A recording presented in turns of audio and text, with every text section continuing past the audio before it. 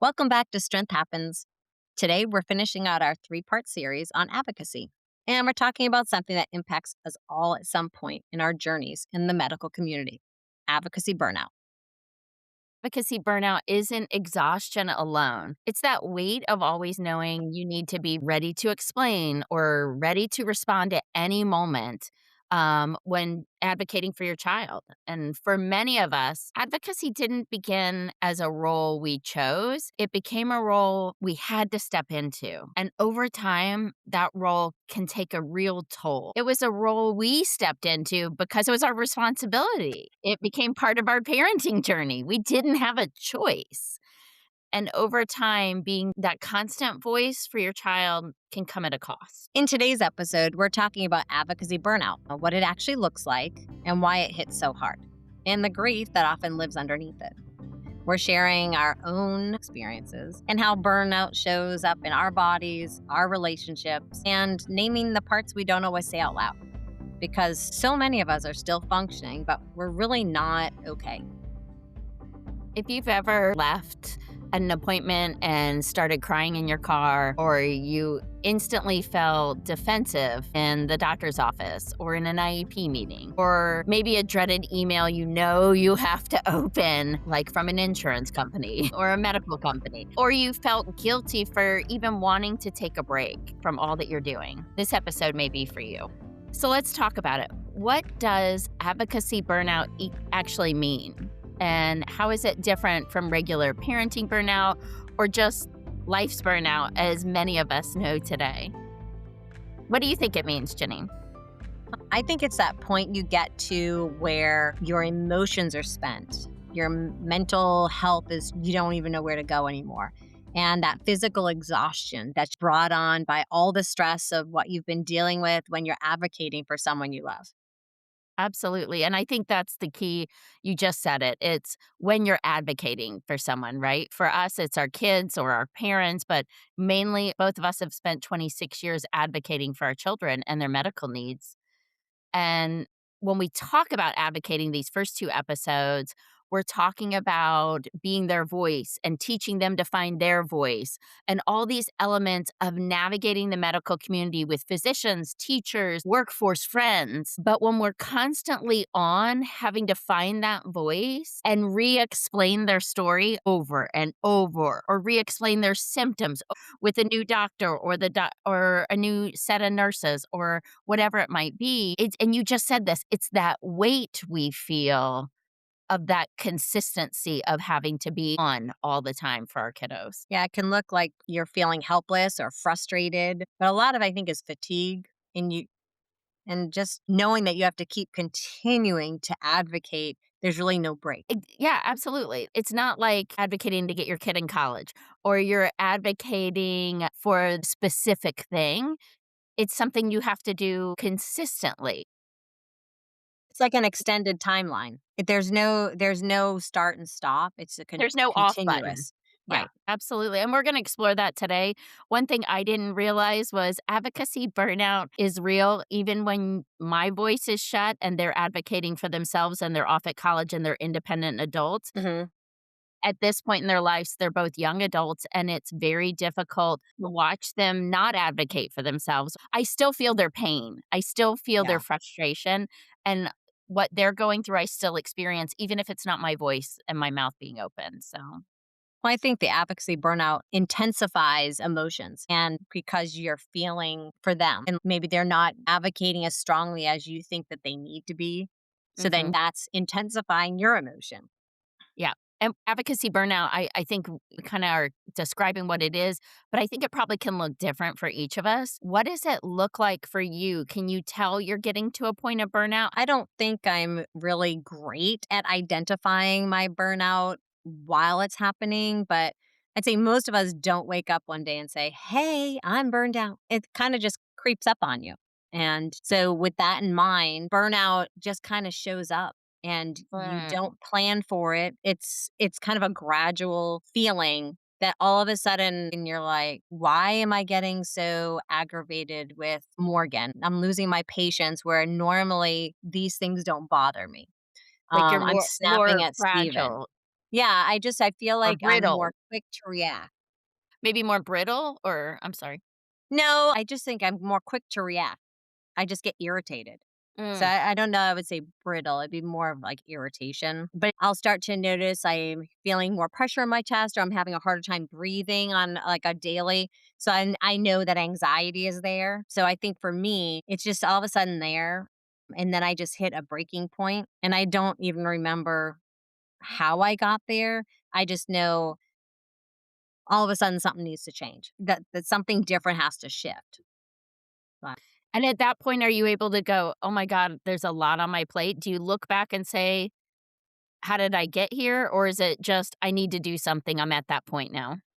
I think for me, it's more of I get that feeling and then I kind of have to do something and then I reflect back and realize that's why I'm snapping or that's why I'm more aggravated or um now I know why I reacted that way.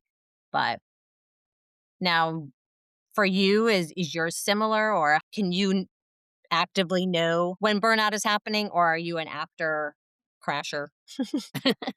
Um, I probably don't, especially early on with the kids, I didn't have a lot of self-awareness for any Mhm. level of I had none. advocacy, Yeah. burnout whatsoever. I would just cry all the time. I was probably brittle. That's probably why I was asking you. So I'm sorry for putting that on you. It was more me, I think. I was having flashbacks. It was a valid question. Uh, so I think when I mean brittle, I think my emotions bubble to the surface. So like you, more irritable, or I might be more just angry, Mhm. or just at the service, I'll snap, and I won't know why I'm snapping. I Mhm. think now I'm starting to, like, when I advocate for myself or my kids, I'm getting more proud of that form of advocacy. Like, hey, this is what I've had to do my whole life with these kids. But I get tired. I get Mm. exhausted, like, cause it's so continual. I'm like, "Are you serious? We're in 2026 and we're still having to justify knowing our kids better than anyone else, like, that we know Mhm. their health history," and going back down that path of advocacy with them, so I get frustrated. But when I hit that big spot of burnout, it will just be light bulb, "Oh my god, I'm back here again." I know that feeling that when I hit that burnout, because it's happened many times over Right. 26 years of advocating, and I have a tendency to shut down when I hit burnout. I had an exceptionally rough week a couple weeks ago, and I had been advocating for myself, and Neely's had some health issues, and I had been advocating with her, and I just shut down. I got text messages from Neely, who I should be answering, and from John, and from my mom, and from you. I couldn't answer a phone call. I couldn't do anything last week. I even snapped at a student, not in a mean way, just like I had to step back and go, "What's going on?" And I realized I had hit that point. Mhm. Um, and I got in the car and I went home and I cried, and Yeah. that's when I know I've hit my limit, and then I kinda shut down, and then I go back and I'll apologize to the people I may have been a little sharp with, but I think I just shut down, and I'm trying harder in the second half of my life to be more self-aware with this burnout phase and learn to ask for help, which I've never been good with, so, Yeah. and I think over the years when we're thinking about advocacy on not just medical, but in the school system or with psychologists and counselors, I get almost like a sense of numbness sometimes. Mhm. So I don't know. And maybe that's that shutting down feeling. That's also a fight or flight too. Fight, flight, or freeze. Yeah. And it's not that I stopped caring about my kids or caring about what other people need to know about my kids, where I need to use my voice. It's when caring has a cost more than I have left to give, and it's hard. Yeah. Well, it's hard because, like you said, it's a constant repeating over and over, like dealing with a prescription company. And why do we have to keep proving over and over why they need something when the prior auth's still there, but they're causing you anxiety over something that it's hard to understand why this is so difficult. Well, and the stakes are never small when you talk about advocacy burnout, because with many of our kids with medical issues, they're high stakes. If that medication doesn't come in on time, why are we Right. having Then they to miss keep— doses. Yeah, and that's put their life at risk. Or in my kids with immune issues, they're at risk for being exposed to anything in the world, and it's absolutely life and death, and talk about shutting down. Every month I know I'm a little bit of a storyteller, but every month I get an email from the pharmaceutical company about the kids' infusions, and all the questions you get about this medicine. Are you scheduled for this delivery date? How much do they weigh? When is the next infusion? Do you have these supplies? Are the drug allergies the same? All these things. I stopped answering the phone call every month Mm, from the medical company yeah. because I'm like, why are you asking me all these questions if I'm telling you everything's the same? Can you just check a box? No, we're being recorded and we have to say everything. And I'm Yeah. like, "Are you serious?" And then I have to go through it for another kid. So it'll take an hour to get to. And I got so frustrated, I just stopped answering the phones. And so Mm. they started a new protocol and they now email me once a month. So I don't have to and I can just copy and paste. So Well, and it's ridiculous that it takes so long to get to that point where it's an easy transition. And it varies from place to place. Like if we go through TGH pharmacy, they're awesome. They're like, oh, don't worry about the prior auth. I'll do a peer to peer. And then they call you back and they do what they're supposed to do. But then when we deal with a credo, I I'm can see on your for face right hours. now. I know. I get so aggravated with them. They want to set up delivery. But then, oh, we can't. The prescription's not there. And then they have to go and reactivate the prescription. And then they're telling me, well, in 2 to 3 days, it has to go through our system to activate again. And I'm like, okay, well, am I going to get the doses that I need in time for her next shot? And then another time, they'll be like, oh, you guys owe $5,000. That's the copay. Well, we have a savings card. Did you apply the savings card? Well, we don't do that part. Billing does that. But we're telling you that it's $5,000. Why? Why can't they do all of that up front? They call you. Yeah. Right. And verify all of this because I'm not going to give you $5,000. So that alone is advocacy burnout right there, is dealing with prescription services.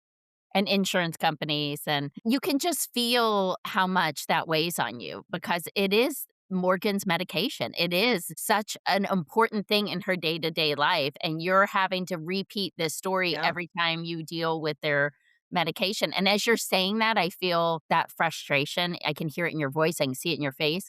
I can Um, feel it in my chest.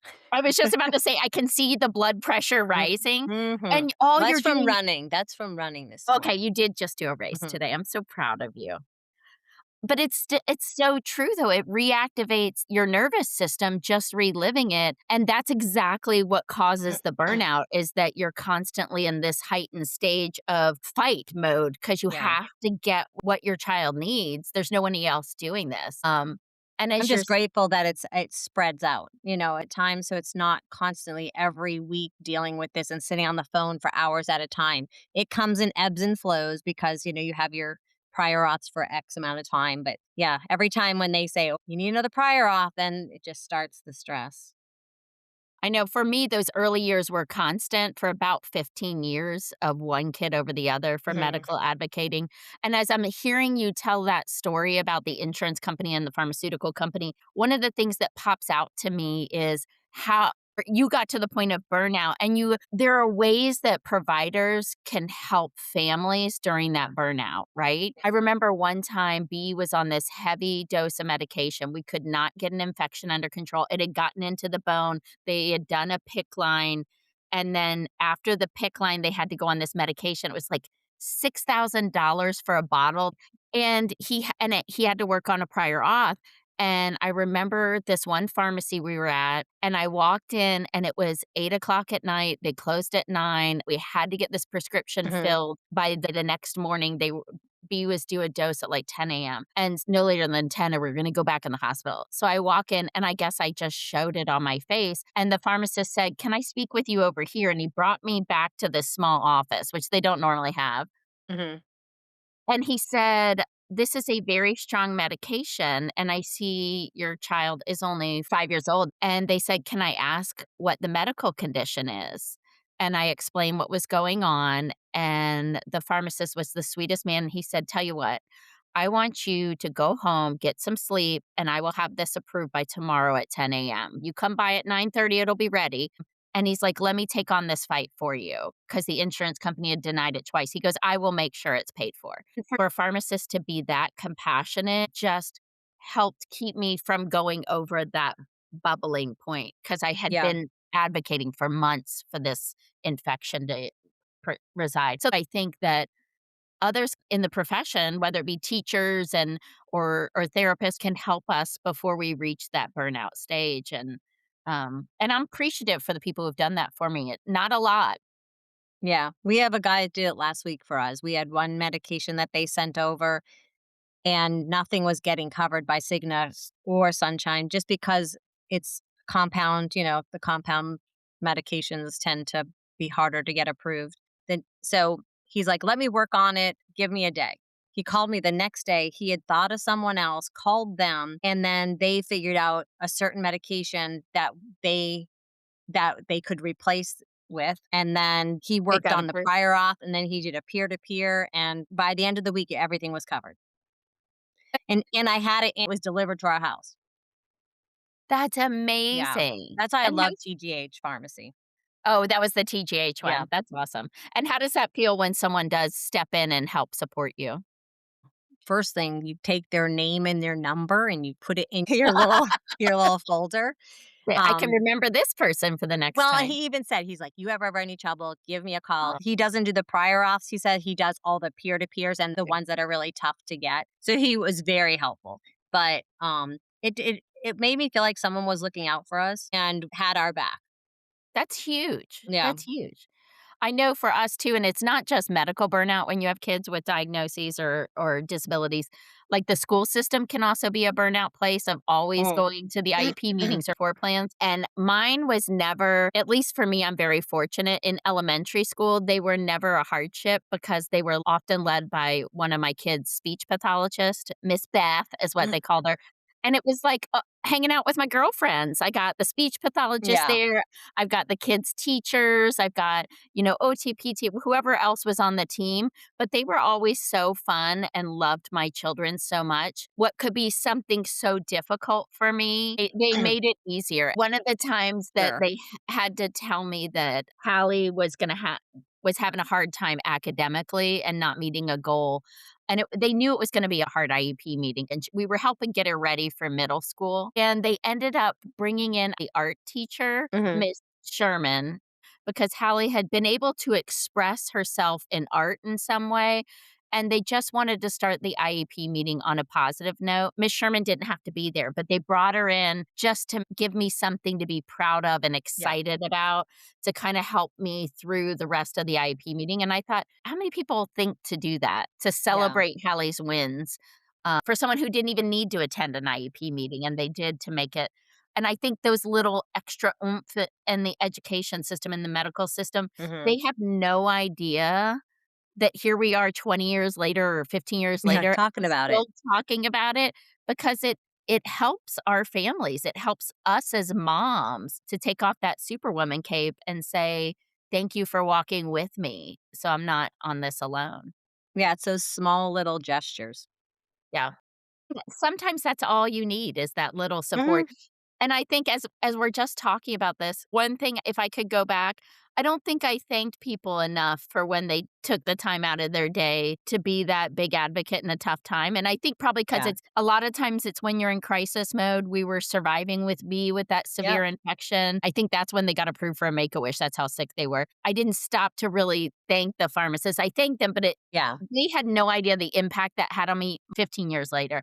I didn't thank Beth for all the things she did to make IEPs as loving. I gotta reach out and say thank you to all those people who made a difference because we get to the point of burnout many times, but the people who know and start to see some of those symptoms in us and help us, Mhm. um, I think it's important to appreciate that, just as you're saying. I've been thinking of that a lot lately about the girls are leaving the pediatrician. I don't think I ever really let Dr. Deacle and Dr. Shampoo know how much I appreciated their partnership over the years and looking out for Morgan and the girls and Matthew. And I was like, I need to write them a letter. I feel like how often are they truly thanked for a job that, yeah, they're doing their job, but they're doing their job extra special, It's you your know? kid. It's your Yeah. prized Well, and possession. I just feel they're the ones that helped get diagnoses that we didn't have or helped us avoid hospital stays at times because they allowed us to treat her at home with their assistance. I really want to acknowledge that, the kindness and just that they took care of my kids. It's huge. It's huge. We did thank Dr. Tappan when we left the practice, and I bought a card to write a letter, because I feel like words aren't enough, and I could never write the letter Yeah. because I could never put enough words in to make you. Yeah. It's hard. It's really powerful because when we're talking about this advocacy burnout, and it's beautiful that we're starting to talk about and transitioning that to the people who helped us in the journey because I think that's what it's about, right? You develop a medical family, and while Yeah. I have a tendency to pull away, I actually literally was in a meeting and I said, "Yeah, I kinda got a little salty this week." I was talking to my boss and I said and he's like, "Are you okay?" And I said, "Yeah, just some stuff with Neely and her medical." And he's like, "What's going on?" And I just totally blew him off and just started talking about why I came in Yeah. because it's like, if I go down that path Mhm. with someone, I'm gonna lose it, and then I'm not gonna be able to bring it back, and that's one of Yeah. my big fears with and that's where I knew I was hitting that burnout stage, and I Yeah. knew I had to do something because I was not in a good place. Well, I think you don't recognize it early. And as you said, you weren't good at the Yes! beginning. And that even I go back to certain times and I don't remember. I know I've had burnout at multiple times. And when you're going through the crisis mode, you're just getting through the day. Like you're just going from one thing, you're checking off boxes, you're doing, did I do this? Do I do that? And you're just making sure that you're getting through the crisis. And I think that's where, as we get older and more experienced with just dealing with it, that hopefully we're noticing the triggers sooner instead of later. Yeah, and at least even if it's not sooner, at least we're noticing that we're hitting the burnout stage. Yeah, it's the Um, acknowledgement that it's yeah, happening, and that's what I think even for us now, what happened over the last month or so, because Morgan had a really hard month, I basically was a 24/7 caregiver, which I am anyways, but everything was critical. She's vomiting, not keeping food down, losing weight, and trying to figure out what to do next. So going through that, I feel like I step into myself and I'm just in that, I got to do it. I just got to do it. And I feel like I pull away. And it's not that I notice I'm pulling away, I notice it more after the fact. Like now that she's out of that crisis, now I'm in the phase of I feel like such a disconnect with Steven because I feel like we spent the whole month worrying about her and trying to fix everything. And I'm the one that's home not leaving the house. If I go to the grocery store, I'm literally running up there 20 minutes and home because I'm terrified that she's going to vomit, aspirate, and the kids are not going to know what to do. So it's that you can't even relax enough. And then I went and bought a baby monitor so we could have it on every night because we were afraid because she did wake up a couple times and vomited. And, what do you do? So it's that constant it's not even your sleep time that you're getting a break. you don't get anything. Mm, You're constantly vigilant for her safety. yeah. And then, yes, I do start to get a little chippy that I'm the one home and I'm the one taking care of her.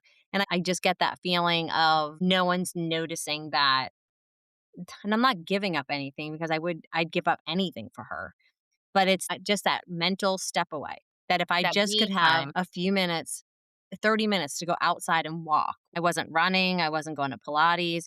It's that whole thing which we talked about self-care in multiple episodes that the self-care went out the window. But it had to. I didn't have a choice. Yeah, you were in triage mode. You had to just Yeah. or crisis mode. You had to Yep. triage the situation and say, "All right, I've gotta go to the grocery store for half hour. If this happens, do this, this, and this," but you're constantly thinking about everything, your and that's your entire day, your entire week.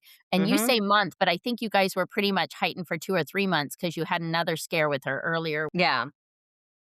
Yeah, it's been since April or May that we've been dealing with stomach issues, but it became the crisis mode when she got sick and the Yeah, vomiting the started. pneumonia. And then she was aspirating and then her losing the weight, which she doesn't really have the weight to lose. And then you're constantly thinking, do we need to bring her to the emergency room so she can get admitted? So it was that whole mental anguish of an overwhelming, is she going to end up in the hospital?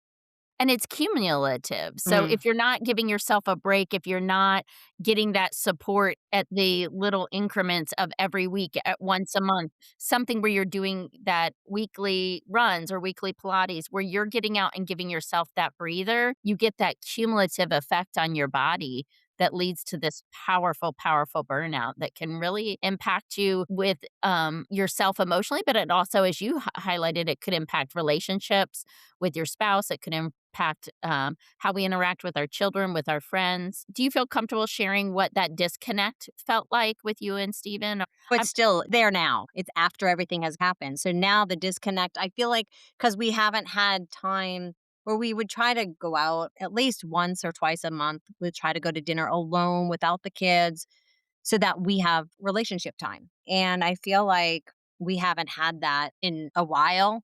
And when we don't have that, I feel disconnected. Like I feel like we barely have conversations. He'll come home. It's like, hey, how was your day? Blah, blah. That's it. And then we're so consumed with other things that we don't make each other a priority. So now that I acknowledge that I feel that disconnect, then I try to to work. reconnect. That's interesting.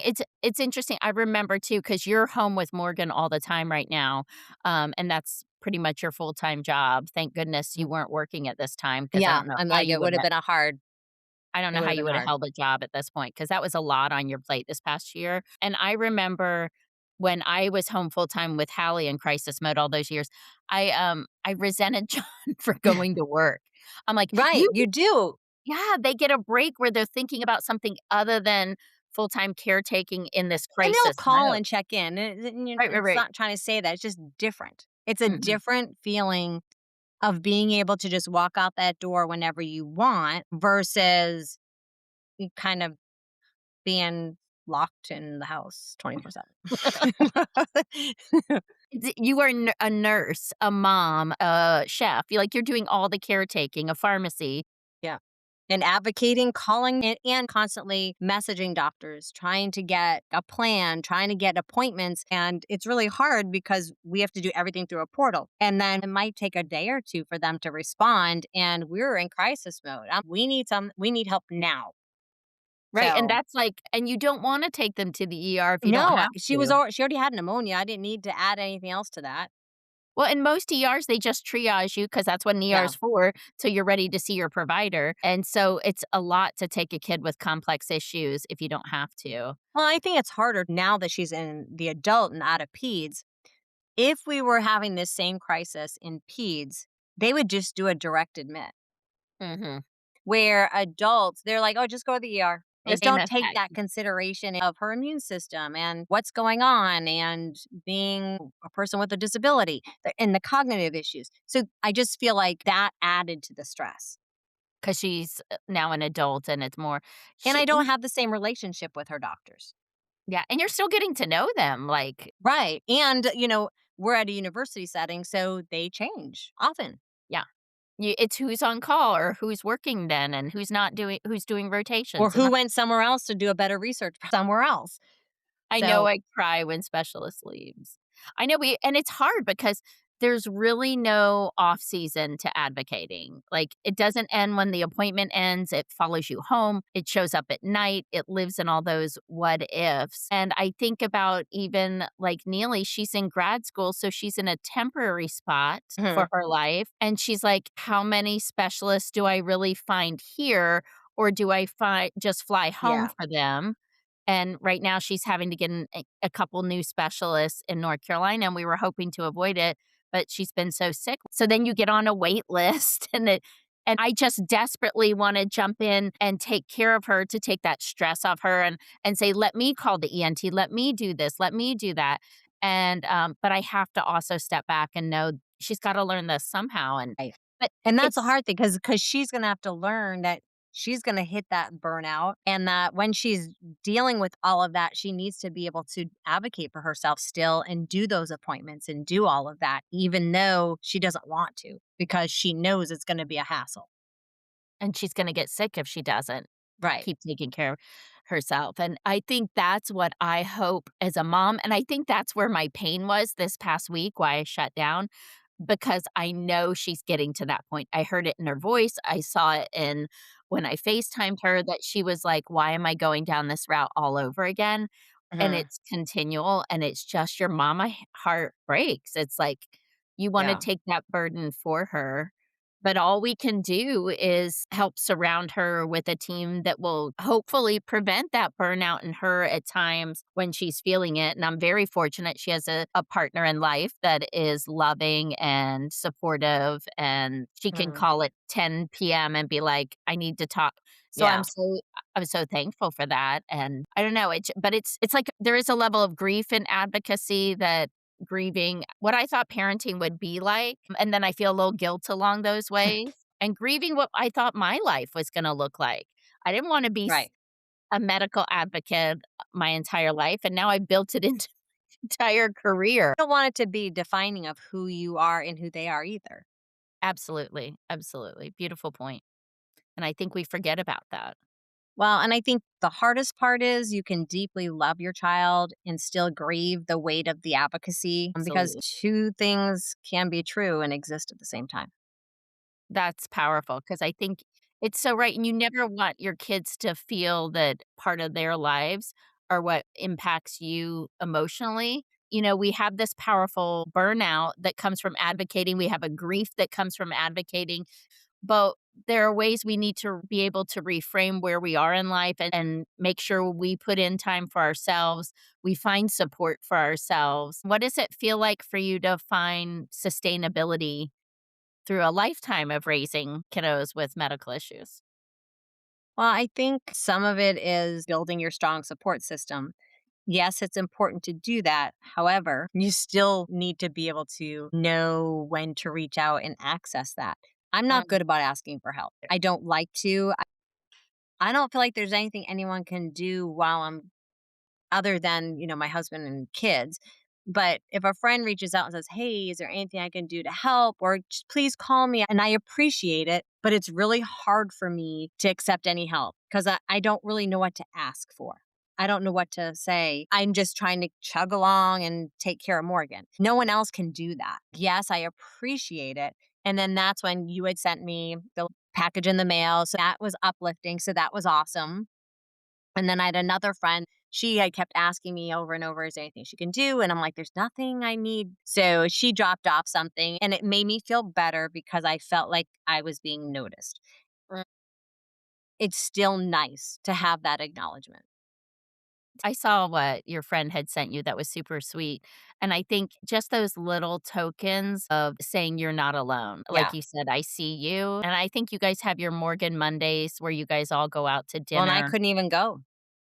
Really? So you had to step away from that because No, she because one night we were getting ready to go out the door and she puked.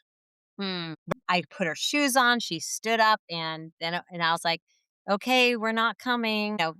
Stephen and Matthew still went, but we couldn't go. We were at someone's house that night and, they packed up a whole thing and sent it home for us to eat. So oh. I appreciate those things, but I wouldn't have been able to say, "Hey, can you do that for me?" You know? Yeah, that's true. I guess I would never have asked somebody to do things, and I think Mhm. some people, like, made a dinner when we'd moved to a new Mhm. neighborhood. They'd make a dinner when we come home from like, infusions at the hospital were always crazy, and I was like, "But this is our life, like, you Yeah. can't make me dinners every night as much as that would be Yeah. nice." I appreciate it, but it just sometimes someone recognizing, "Hey, are you going Mm, through a tough time? I'm here if you need anything," yeah, is or, "I an know you have a lot on your plate. Let me send over a meal." Something like that. I appreciate it, but I would never ask for it, and I wouldn't necessarily identify that I needed that would help make things so much easier.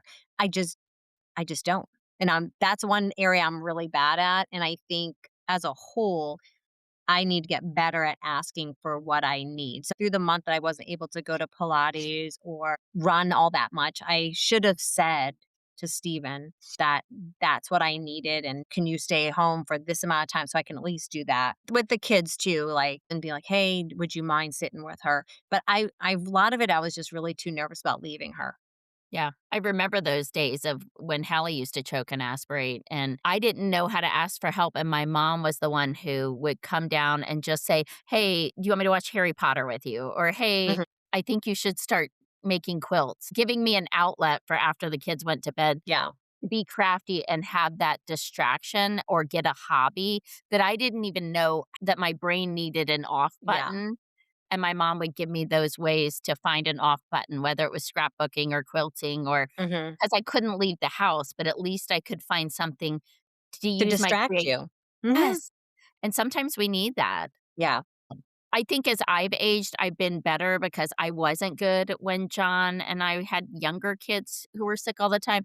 I would often just get pissed at them for going to work Yeah. and like, "You get a break. I'm the one who's here Yeah. 24/7." Like, Remember those days. Yeah. and eventually I learned, "Hey, can you do the tube feeding at midnight? Yeah. 'Cause I'm pooped," or, "Could you do it before you go to bed and I'll get up and do the early meds?" But I've gotten better at telling John, "I need to get away from the weekend. I need to go hiking." Yeah. And I'm starting to tell him those things, and he's starting to notice. And I was like, "Wow, we're 50 and we're figuring some of this out, not Yeah. all of it. We're getting in sync. We're getting there." I wouldn't say always, and he's like, "I'm a fine wine. I get better with age." And he acknowledged that he didn't always see that I needed those breaks. And even now that was like, "Wow, thank you for saying that." Well, and Stephen will say if I ask him something, he'll be like, I'll support whatever you need. He'll if I ask. And that's the hard part is I think that he doesn't always know my cues. Or Mm, it might even just be something verbal. Or he'll come over and give me a hug and be like, "Oh, had a hard day," and acknowledge. And that's what I think I just need more of in the acknowledgement that, yeah, it's been a hard month. mhm. And they appreciate you taking on that responsibility Yeah. of And I know he does. It's never been that I don't know that he does, but I think it's that verbal confirmation and it's or amazing having gestures. I think it's amazing having that extra hug or, "Hey, thank you for doing that," or, "I see you." It Mhm. can go a long way when someone's hitting that burnout peak, in this advocacy journey with our kids, But I so also think too on the flip side of it, I'm not doing a good job giving him a hug, that it is both ways, but that's why I feel like there's that disconnect. I'm gonna be like, "Okay, we do have a date next month on the calendar for a concert," but Oh, I was good. like, "We need dinner or something maybe before that." And maybe a little mini date beforehand to kind of Yeah. reconnect before doing the big one, so Well, because and I even the reconnect is just being able to sit somewhere and just have a be conversation present. without other people being in the room or jumping in on the conversation or just Morgan saying, "What are you guys doing?" Because she'll constantly That's want to so know what we're Morgan. doing. Yeah. Well, you got her voice down. Well, and there's such a high divorce rate in families with raising kids with complex medical issues. And I think it's important to acknowledge that it's okay to have those disconnects. It's okay to have ebbs and flows in Mhm. relationships because sometimes it's unavoidable because you do have to put your kids as the priority. One of you's in the hospital, one of you's at home with the other kids. Yeah. That's okay. It's just you have to make a conscious effort to once you recognize it, find ways to rekindle that or bring it back around and be in it together. It doesn't always work in all families. Sometimes it when it does, it's you've got to keep moving forward and know that Yeah. it's okay if it has bumps along the way. Well, I think too, our kids are watching how we're taking care of ourselves. We've talked a little bit about that in the self-care journey. mhm. But I feel like sometimes I'm trying to make a more conscious effort and I'm not doing a good job, full disclosure, of Mm, putting myself as a priority and trying to ask for help when I need it because I know my kids are getting to the point where they're having to learn to advocate for themselves. So, is it too late to start setting a good example? I Well, I don't think since you've moved and the kids have been college bound, every weekend going out and you're hiking because you do feel so much better getting outside and moving and being with nature. And I think you've done a really good job at that. And I think that the kids see that you're putting your health as a priority and that your mental health is better because of it. to. I know it's hard, but I think, like that day where I had a really bad day, the next Mhm. morning I got up and it was 4 degrees outside, Yeah. and I was like, "I really think I need to get outside and go for a jog," and at 5 in the morning. And just because I'm starting to see it, I do feel better when I'm outside and not just running on a treadmill, but actually moving in nature. So I just layered up and went out on a short one. You talk about me taking care of myself, and I appreciate you recognizing that because I have made a more conscious effort this past year. Mhm. But I am so proud of you. You are doing races and running and winning prizes. I think those days are gone, but, that's Hey, okay. I'm not doing it for that. I'm doing it for I'm mental doing it for you. clarity and overall health. And you're not a full morning person, and, getting up No, at 5 to head to a race and not across at all. town, I'm super excited for you. You got a good medal out of it too. And you're setting an example for your kids who are gonna have to balance their lives with chronic illness because 'cause they're gonna get out there and your girls do races with you. But I think sometimes just being a role model is a great way to teach our kids to not hit burnout. But are there other things that you would recommend for your girls, or your son to help not get to that burnout stage? Therapy. Huge, huge. I think that helps prevent the burnout. I think it just helps with when you hit that burnout, it's having the strategies of how to deal with when things don't work out the way you expected a doctor visit to go or something. I think it's good to, like, I am all for it. And it's part of their support team, right? Mhm. So they're building a network of support around them. They have you, they have their siblings, and they have a therapist on their health team, which is Yeah. just as Cuz I don't important. know everything and they don't need to tell me everything. No, and I don't wanna know Right. everything. Like, I don't need to know everything and they need to learn on their own to build their own strategies and, how to work through a lot of these things. Because that's each huge. of them have their own unique issues. So, And their own journey with how being raised in our families with medical mhm, trauma and all that comes with it, they each have a different life experience for what growing up was like in the Harity household or mhm, the Heilman household, and they need someone to explore that journey with because there's yeah, things they may need to process now as adults that they went through as kids. And we shouldn't hear that. That's a lot for them and their therapist, and it's nice to have a third party. yeah. And it's okay for them to be able to do all that. And if they're angry or they're upset, whatever their feeling is, it's justified. And Yeah, I don't need to tell them it's justified. And they might not want to say stuff because they don't want to hurt our feelings, but that's what it's there for. exactly. What about with you with the kids? I had Neely call the other day, and she said, "I just wanna thank you for paying for the copay for therapy every week." And she's like, "It is so valuable, and it's helped me get through so Mhm, much, I didn't need to." And she said, "I had an emotional night," and I said, "Do you wanna talk about it?" "No, I just wanna thank you for paying for it." I was like, "It's yeah. my pleasure," you know, Mhm. But sometimes I it's just those little things. It takes that little stress off what they're going through at that moment. And if you can like eliminate that one small stressor, but money's a big stressor, especially a young young college kids, that one little stressor may just put her in a better overall mental state. Absolutely, absolutely, and in addition to therapy, I try to do little surprises because you mentioned this earlier, sometimes there's nothing people can do for you when you're doing it. Mhm. Only Neely walks that journey on her own. Only Neely has that to go to the doctors and make the appointments. I can't do that for her, but I try to send little things just as your friend and your co-host did for you, you know? I Right. try to send her a Starbucks gift card, and she'll get so excited. She's a grad Mm, student right now. She's like, yeah. "Oh, free money. I can Yeah. get a coffee or a McDonald's gift card to get her Diet Coke." So those little things I try to surprise her once in a while. Yeah. Little things like that and reminding her, to really do some self-care. There's a snowstorm going down through, and, she has an ice storm in North Carolina, and they may lose power, and I'm like, "Go buy a couple paperback books so you can read it during the weekend. It's my treat, go get them on me," and reminding the little things to help take care of yourself on a daily basis or a weekly basis are just as important as the big, spa days or things like that. Like, little things for self-care can make such a powerful impact. Think one other thing I hope my kids take or learn from what I kinda share with them is I want them to really be able to name this burnout phase because it's not something I recognized early on, that give it a name. Like, "This is from advocating for myself. I'm exhausted having to call these doctors and deal with the insurance company. I'm exhausted for having to justify a need for medication or go to the ER again and tell my story." Put a name on it and give yourself grace to deal with it.